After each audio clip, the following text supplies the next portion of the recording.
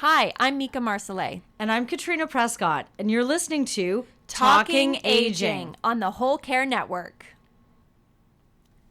Okay, great. So Carolynne Mahood is the principal of On Your Own Time. She is a fully accredited and trained human resource professional with more than 45 years of experience gained in private and public sectors, large corporations, and small privately owned businesses. So Carolynne, I would love to ask you, what is On Your Own Time and how did it originate?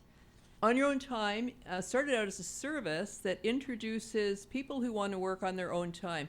Retirees, older workers, at-home parents, gig workers, to employers who know their value and are willing to accommodate their flexible needs because they all have other activities and interests that are going on in their lives.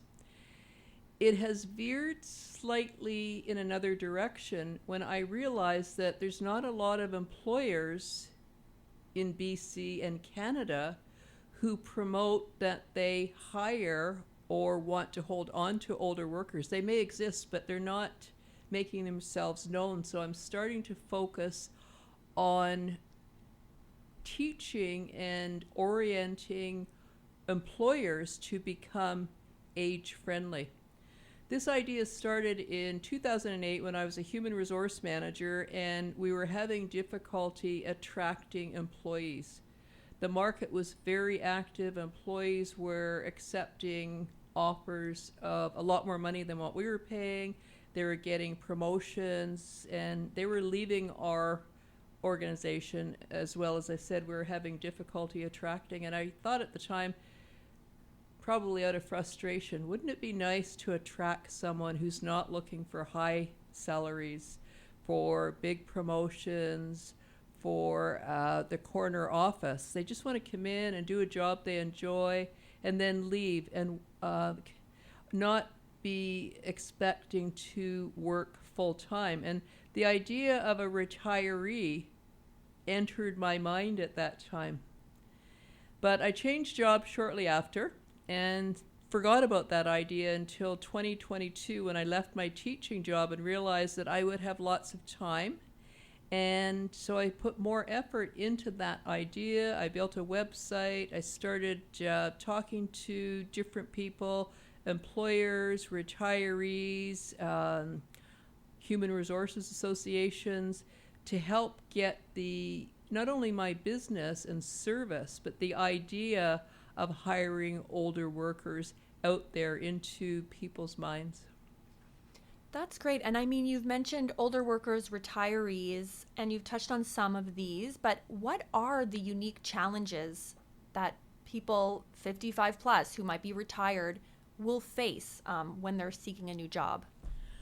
I would say the biggest challenge is ageism, which is discrimination based on a person's age. And that is not just restricted to older people. Young people face it as well. Because there's a lot of myths about older people. They're not as productive. They're slower. Their health is bad, so they have to be excessively accommodated. They don't know or understand technology. They're less likely to stay with the employer. They're going to need too much time off for doctor's appointments, etc. Those are all myths, and there's research to support that they are myths. Yeah, and I'm so glad you brought these up because they're actually very dangerous. Like if you look at someone and you think, oh, this person doesn't know technology, they can't help themselves, it's kind of like, okay, well, what can they do? But it's not the reality. It's totally a myth. So I'd love to hear from you kind of the benefits of hiring and working with older workers or having a diverse range of ages in the workplace.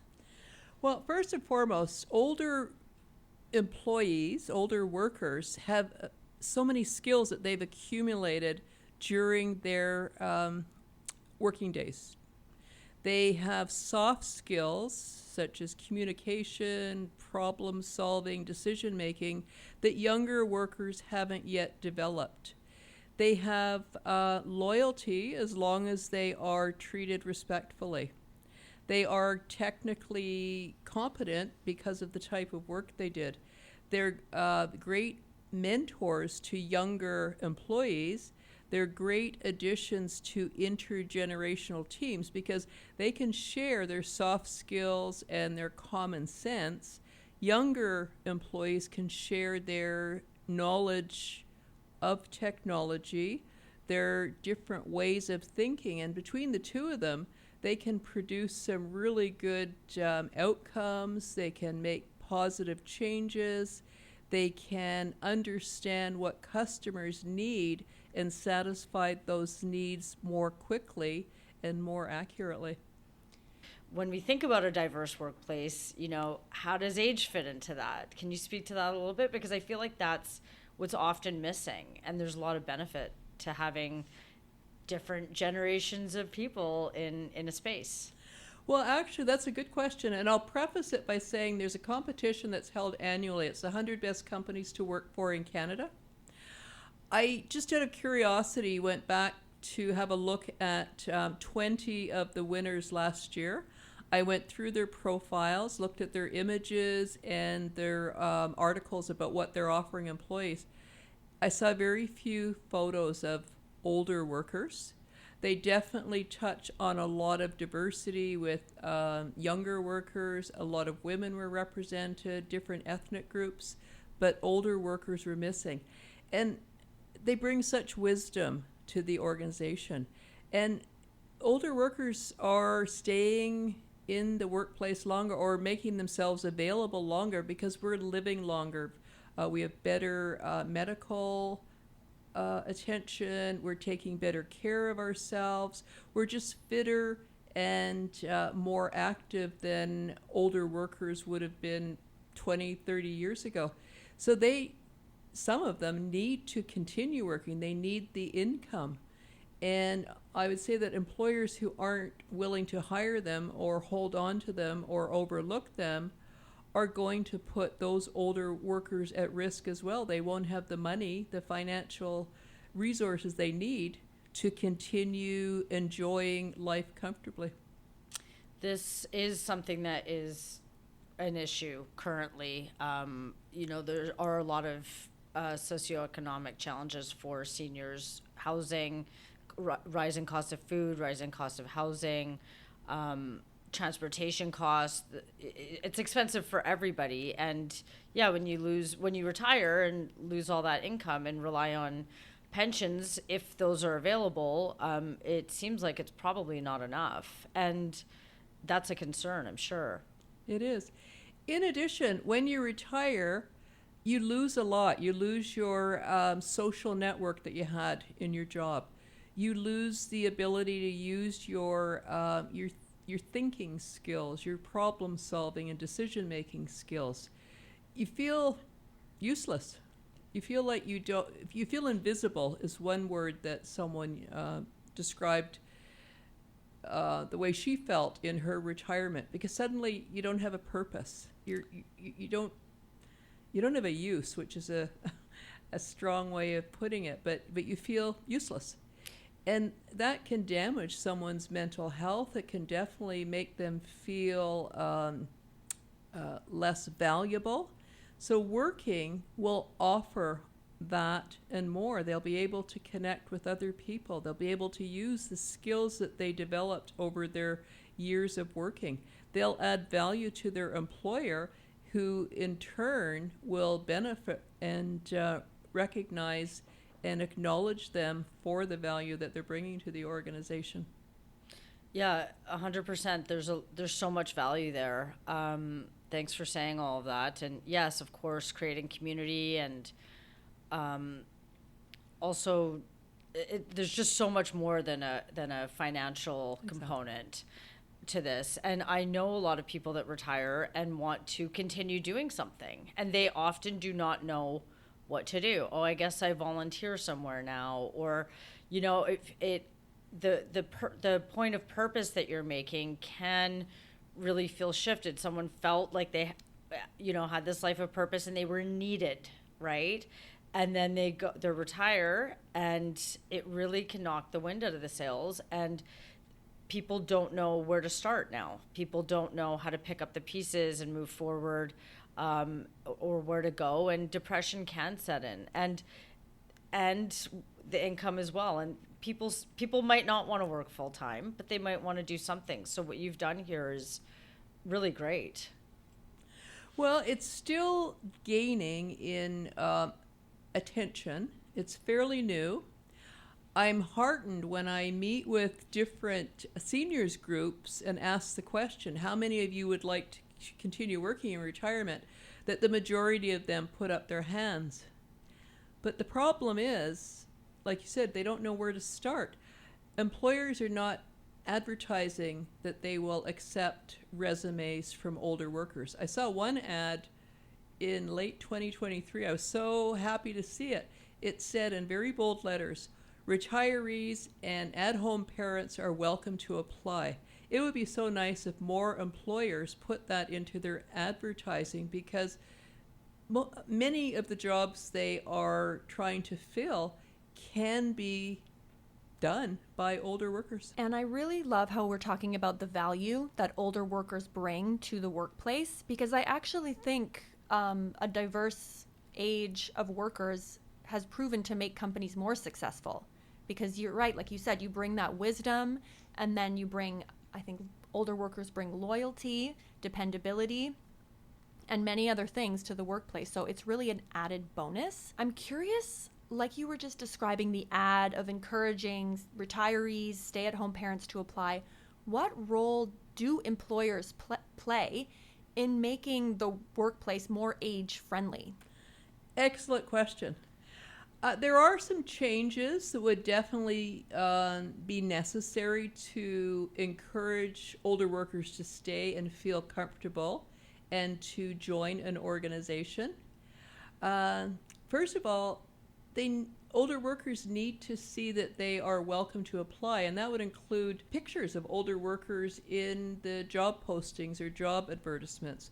Wording that they understand. For instance, instead of saying we need someone who's tech savvy, say something like someone who's comfortable with computers. Because as someone pointed out to me recently, an older worker pointed out to me, we were the original users of computers. I remember walking into my workspace in 1976 and seeing this big clunky monstrosity on my desk. And I said to my coworkers, "What is that?" And my boss just happened to hear and said, "That's the new computers that we're going to be working with." It was scary, it was intimidating, but we learned. So if we could learn on those monstrosities, we can certainly use today's technology. So it's important that employers talk at the same level as older workers. It's important that employers offer such things as revised job descriptions that are not as complex for older workers. Physically, they may not be able to keep up with the job. So if the job can be shortened to maybe part-time or project format, it might be more attractive to older workers. Things like ensuring that older workers who have sight problems or are having problems with hearing have the equipment that they need to do their jobs effectively. Making sure that the physical environment is safe, that the floors aren't too slippery, that there's a go-to person if they run into problems. Yeah, I mean, and that kind of improving accessibility really does help everyone. I mean, we saw during COVID, allowing people to work from home, hours kind of shifted. It is beneficial for everybody in the workforce, and it's possible. Like, what's wrong with a little creativity when it comes to shaping what the job market looks like? And you touched on it a bit when you saw the first computer. I'm curious, because you have so much experience in your current role and then from your own work background, in what ways has the job market changed over the last 20 years? Like, now there's somebody who's 55 years and older looking for a job, compared to when that same person might have been job hunting in their 30s. I was just talking to another older worker recently, and she reminded me that when we were in our 30s, We got jobs right away. The process was a lot shorter and quicker. The people interviewing us were often older than us. Now it's very common for an older worker to be interviewed by someone half their age. And it's difficult to have the same rapport for both of them, especially when they're in a very short interview, to feel comfortable and know that there's a right fit.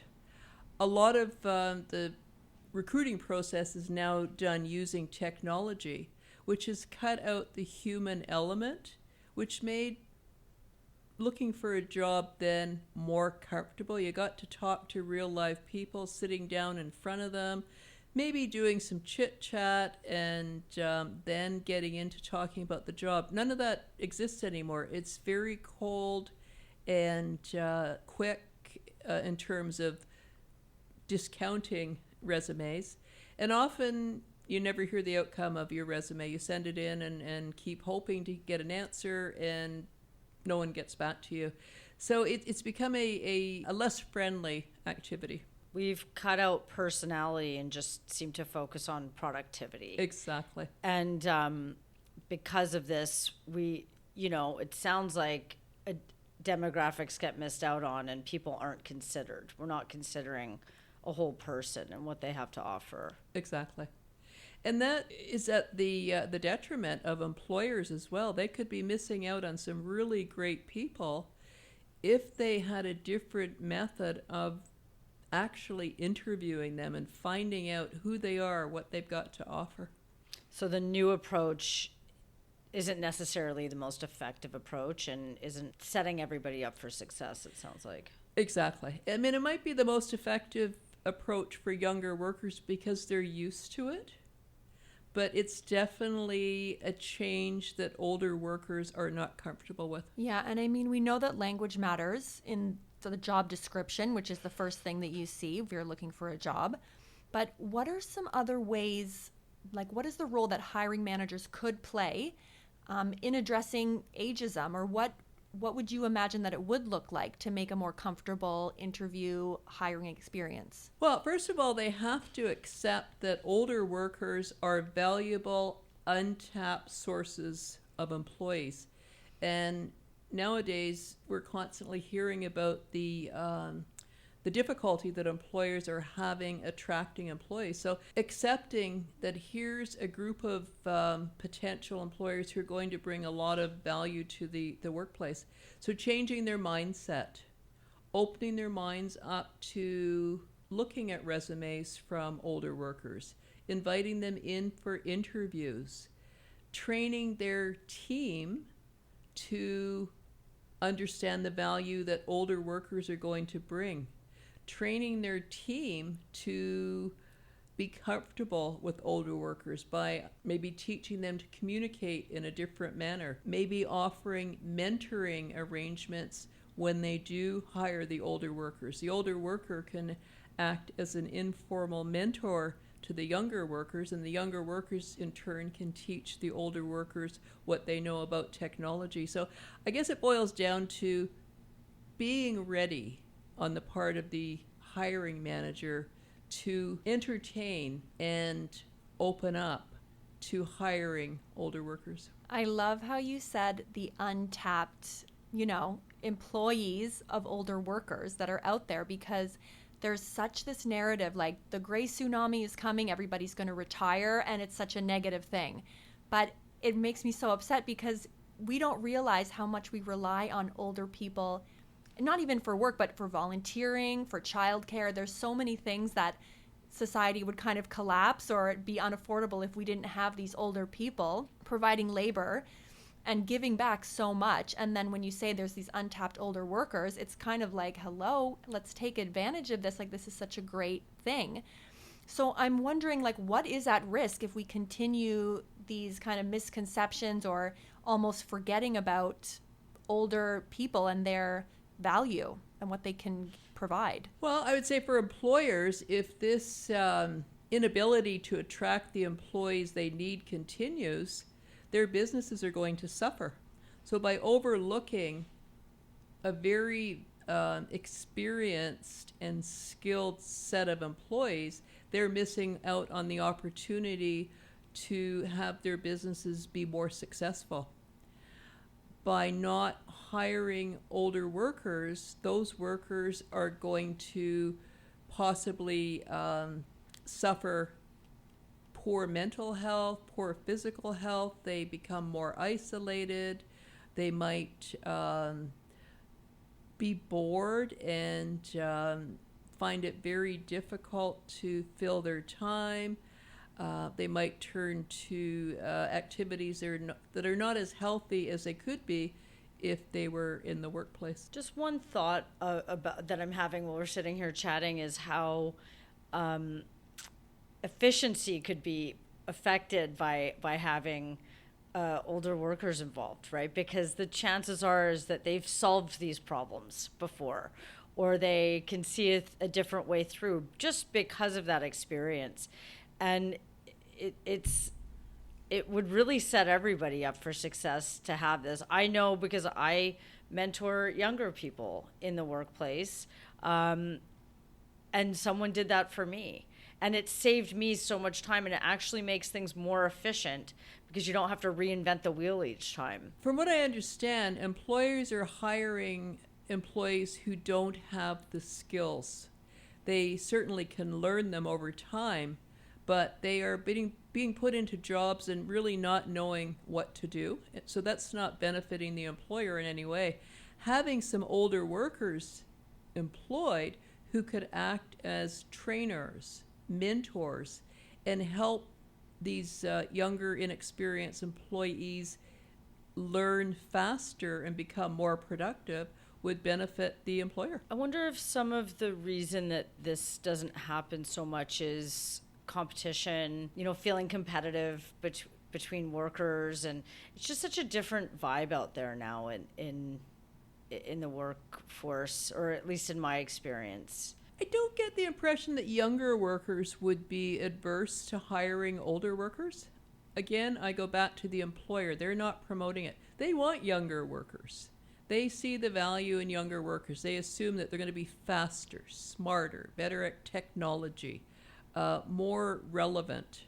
And they're passing those myths and assumptions onto their teams, their employees, who are probably not even thinking about working with an older worker. They just want a job and they want to move forward. Exactly. And, yeah, I learned so much from older workers that taught me. I'm so grateful for that. I wouldn't have the career that I have today. Yeah. And even just learning from grandparents as well, right? Exactly. The work ethic. Oh, yeah, it's so important. It's definitely something we don't want to miss out on. And having the intergenerational teams in the workplace is like so beneficial. So I'd love to know if you have any specific anecdotes or any data that you'd like to share that kind of reinforces this point. I don't have any personal anecdotes. I have been following the American Association of Retired Persons. They have an age-friendly program that is just amazing.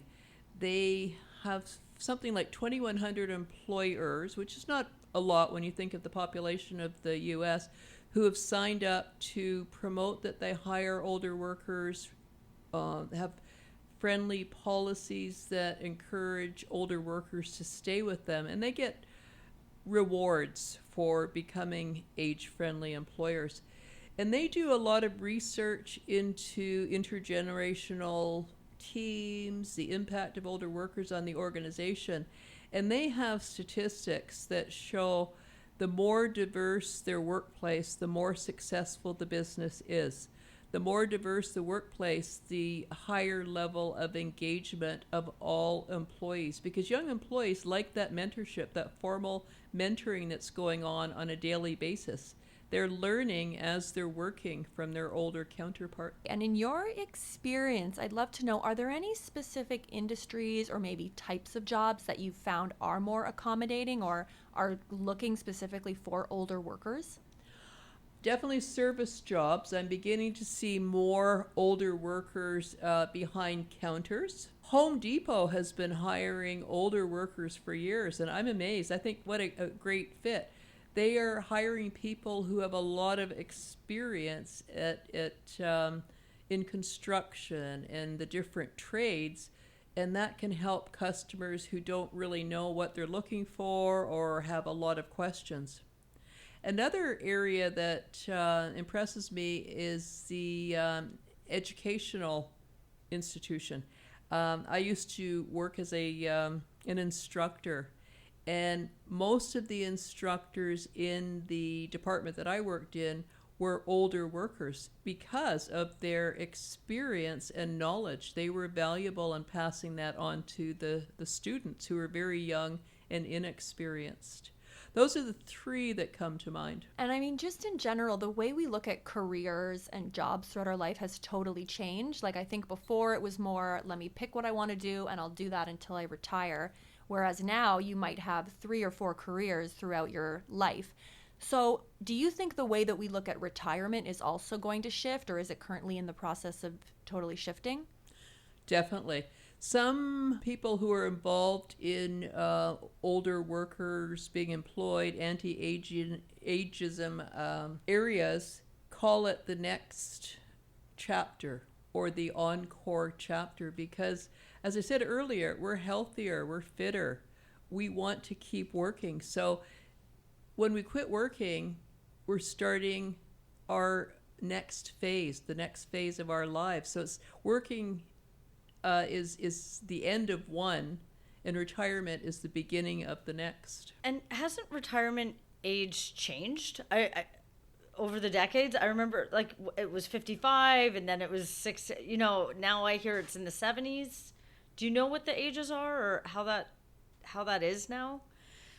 Sorry, could you... Yeah, like, okay, for example, my grandfather, he retired at 55, right? And then my mom, I think it was supposed to be 62 or 63. And now my sister's talking about retiring at 72. Okay. It just, from her regular job. Right. So is there a shift there that you know about? Is this written in stone? Who's deciding? I mean, I think even like the invention of 65 means you're a senior, means you're retired, was just like an invention. Like they didn't really have anything to back that up, and then now we've stuck with it. Right. And there's some countries, like I know France tried to move it to later, and there was a huge protest about it. But I think here, basically, you can get your pension at 60, but you get less funds per month, I guess, or you can hold off to 70, but 65 is like the traditional retirement age. Right. I guess it's tied into pension and well, at one time it was required by law that people retire at age 65. Oh, wow. Yeah, and that law disappeared many years ago, and now it's only required, I think, for judges. So people have no age limit. If they want to continue working, if there's a job for them, if they have the physical and mental ability. I mean, look at Jimmy Pattison. He's 92 and he goes to work every day. Is he 92 now? Yeah. I did not realize that. Mick Jagger is 82. Right. He's still entertaining. So it depends on the person. And yes, they can collect their pensions, their Canada pension, I believe when they're 55. But you're right, Meeka, it is at a lower rate. So many people will wait until 65, which is the age when they can start collecting the full amount of the pension. And many people have private pension plans that allow them to leave at 55, but again, at reduced amounts. It fluctuates. Fascinating. Mm-hmm. So I'm wondering, now that we're talking about pensions and stuff, are there any government programs that are currently in place that can help older job seekers? Like any retraining programs or anything like that? I know of 3. Douglas College has a program that helps older workers identify what they do and then retrain in different areas. The government of BC has a program that offers retraining in specific areas. And from what I understand, all of these programs are free. The library, the Vancouver Public Library, offers information about where older workers can go to get training. And there's another organization, I know it's acronym, but I can't remember what it stands for. It's PICS, which again is an organization that offers retraining skills to older workers. And older workers in all three of those organizations is 55 plus. Yeah, it would be great to have, I don't know, a website or some information. You're retired, now what? Or what to do when you retire, and just have that. There are many, many websites out there, some Canadian, American, from all over the world. But I think you're right, Katrina. It would be nice to have them all combined in one area, sort of one-stop shopping for any retiree in any country. I agree, and I think there should be more support for people who are making the shift into retirement, because it really is a big identity shift. Totally. I totally agree with that. And yeah, I remember watching my mom after she retired, which she wanted to do, and she retired at 55. But she did struggle with what to do next. She really liked helping people and being of service. And there was just such a block there for her of where to go next. And it was a shame. She could have been such a gift for an organization or a company or anything, but she just didn't know how to take that next step.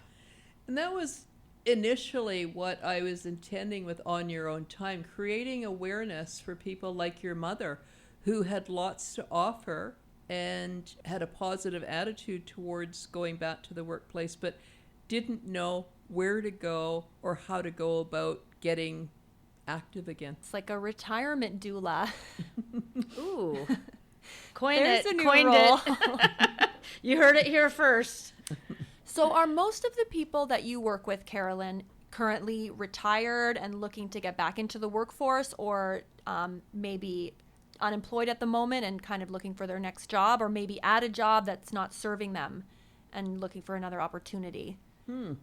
It's kind of a complicated answer, because when I consciously go to groups to talk about On Your Own Time, the attendees are primarily retirees, but people who come to my website, who sign up for newsletters, who ask questions, are a mix. They're retired, they're older, unemployed people looking for work. Some of them are parents who are at home with their children and want to make some extra money and just get out and do something different. So it's a variety of people that I'm working with. And what's your key advice that you give to job seekers? First of all, know what you want. Know yourself well enough so that you're applying for the right job. And by this, I'll give some examples. If you primarily worked in a fairly single role all your life, and you're bored enough to work, so you start just randomly sending resumes to jobs that require you to be a team player, team member, the hiring manager, recruiter is probably going to think, why would this person want to do this job? So be very careful at explaining in your cover letter why you are applying for jobs that may be inconsistent with your previous experience. Be optimistic, be diligent, make the job search a part of your daily routine. Go into the internet and just check what's out there and follow up with them, and maybe contact organizations if you're not sure that you would be welcome to apply as an older worker. Make sure your resume is age-proof, and by that I mean take out dates of graduation, dates of employment. Make sure your resume is short, up to 2 pages. Common to identify an older worker when you get a resume that's 4 to 5 pages long. If at all possible, change your email address to one that's more relevant to the 21st century. Hotmail is identifiable as an older worker's email address. Know who you and how you work best. If you are going to be uncomfortable working with a manager who's younger than you, then probably you shouldn't apply for that job. If you're going to be required to work on a team and you're an independent worker, it's probably best not to apply for that job. It means that it takes longer to find the best fit for you, but in the end, you're going to be happier and more confident. Those are really great tips, and I had a giggle at the Hotmail. I just had somebody on a team that I'm part of that one of the people had Hotmail, and there was a huge aversion to using that. Of course, I stuck up for the Hotmail account. But this is so great because, as I get older, I'm more clear on, okay, I know I'm good at this. I know I'm not good at that. I know that I like this. I know that I don't like that. And it really helps me drill into how I can be most effective, and also want to, put me into the position of what I would want to be doing, what I would want to apply for, and how I can be of best use to somebody else or that organization. And I'm very clear and honest about that now. I'm not great at but I'm really strong here. So I really like hearing those key points. That's great. I've actually put together a guide for older workers who are preparing for the next chapter in their lives. And it includes sites that they can go to download questionnaires about themselves to get a better understanding of how they work best. Includes tips on how to approach job search the most effective way. And I'm happy to provide that to anyone who'd like a copy. How do people get the guide? Best way is to go into my website, www.onyourown.ca. There's a tab where you can contact me. I get that request or that information into my Gmail account, and I will connect with that person and then send them a copy of the guideline that I just talked about. Wonderful. Yeah, that's really wonderful. I mean, job hunting is a full-time job in itself, right? And it's so important to tailor your resume, tailor your cover letter to that specific role, because the hiring managers get so many. They want to know, okay, why you, why this job? And you mentioned your website is how people can find you. What other kind of outreach do you do to reach the people who can benefit from your services and your wisdom on this? Well, I'm doing a lot of things to get the awareness out there. I'm in the process of putting together a proposal for a fairly large organization in Vancouver to not necessarily sponsor, but to support the development of an age-friendly workplace for its members. And that includes training, it includes handouts, it includes me helping them develop their workplace. I am trying to get to as many areas where older workers and retirees meet, so that I can talk directly to them and answer any questions they might have. I write a regular blog monthly in my website. I've written some opinion editorials to different newspapers. They haven't been printed yet, but I continue to write them. And I just continue to talk to people I meet randomly or through my research. I would lastly love to hear from you. What are some words of encouragement that you might have for somebody who's over 55 and might be feeling discouraged in their job search right now? Make sure you know what you've got to offer and emphasize that in your cover letter, your resume. Instead of listing all of the activities that you were responsible in your job, be very blunt about what you've got to offer the employer, how you can positively impact their business. Because that's going to stand out from others who have just sent in a standard resume. Be diligent, be curious.